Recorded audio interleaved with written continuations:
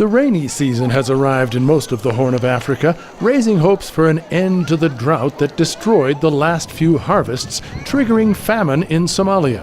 Hundreds of thousands of Somalis have already fled the famine zone to camps in Kenya and Ethiopia.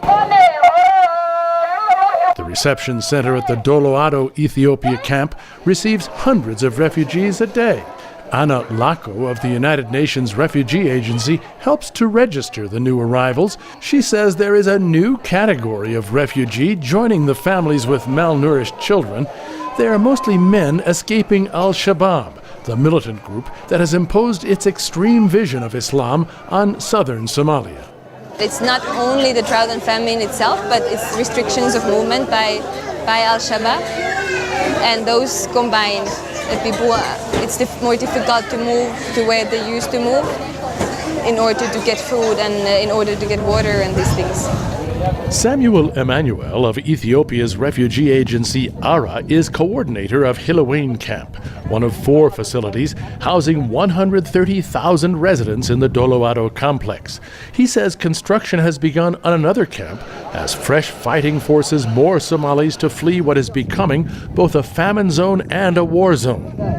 At this time, the situation in Somalia is getting from bad to worst. Al-Shabaab is creating drought necessities, and then even we are going to open the 5th camp due to the influx which is coming from Somalia. Ibrahim Ismail Haji fled southern Somalia a month ago with his wife and 9 children. They chose life as refugees, not because of the famine, but to escape Al-Shabaab's harsh brand of Islamic Sharia law.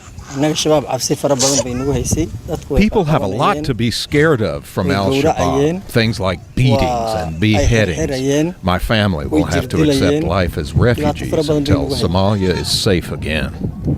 Mohammed Aden Osman arrived in Doloado just this week. The 22-year-old tells of a hazardous 9-day journey to the border, during which he was captured by Al-Shabaab and held for 48 hours.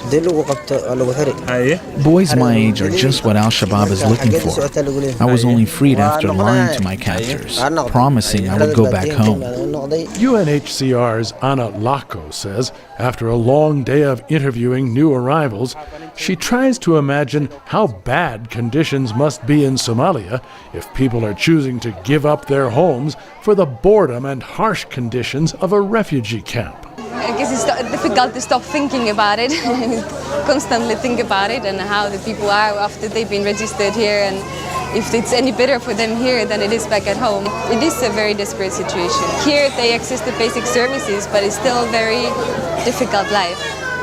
Whether they're fleeing famine or fighting, the 500,000 Somalis now in camps in Kenya and Ethiopia know that, barring any unforeseen breakthrough, life as a refugee is their lot for the foreseeable future. Peter Heinlein, VOA News, at the Doloado camp on the Ethiopia-Somalia border.